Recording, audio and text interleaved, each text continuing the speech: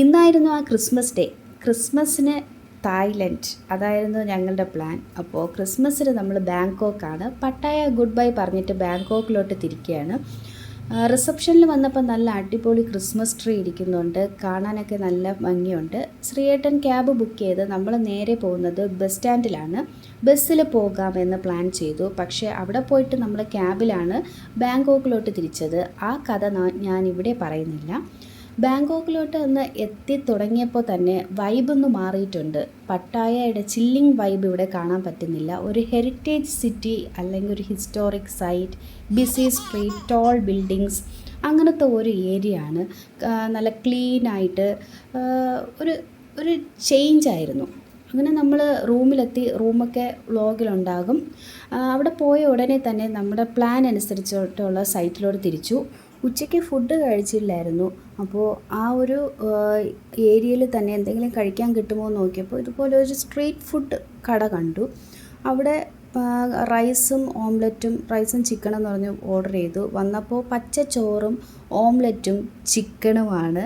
നമ്മുടെ വീട്ടിലാണെങ്കിൽ നമുക്ക് ഒഴിക്കാൻ വേണം, അച്ചാർ വേണം, പൊരിച്ചത് വേണം.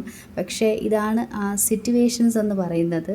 അപ്പോൾ കിട്ടിയതും കഴിച്ചിട്ട് നമ്മൾ നേരെ വാട്ട് അരുണിലേക്കാണ് പോയത്.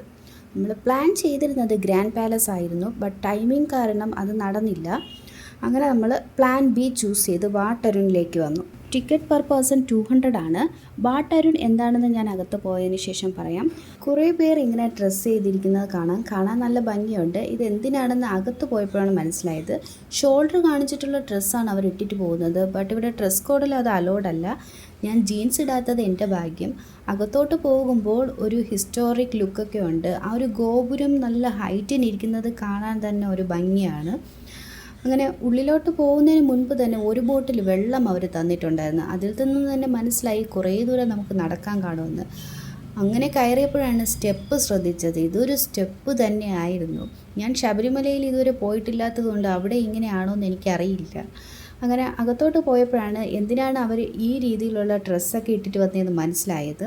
വാട്ട് അരുൺ എന്താണ്, വാട്ടിൻ്റെ മീനിങ് എന്താണ്, എല്ലാം കൺഫ്യൂസ്ഡ് ആയിരുന്നു. ഗൂഗിളിൽ സെർച്ച് ചെയ്തപ്പോഴാണ് മനസ്സിലായത് വാട്ട് എന്ന് പറയുന്നത് തായിൽ ടെമ്പിൾ എന്നും അരുൺ എന്ന് പറയുന്നത് the colour of the rising sun എന്ന് ആണ്. ഞാൻ വിചാരിച്ചത് അരുൺ എന്ന് പറയുന്ന ബുദ്ധ പണ്ടുണ്ടായിരുന്നു എന്നായിരുന്നു. എന്താല്ലേ. വാട്ടരുൺ സമാധാനത്തോടെ നോക്കിക്കാണാനൊന്നും യുവി സമ്മതിച്ചില്ലായിരുന്നു. ഇവിടെ നിന്ന് തുടക്കമായിരുന്നു. ഇനി അങ്ങോട്ടുള്ളത് നെക്സ്റ്റ് വ്ലോഗിൽ ഞാൻ കാണിച്ചു തരാം. ഞാനാണ് ഇറങ്ങുന്നത്.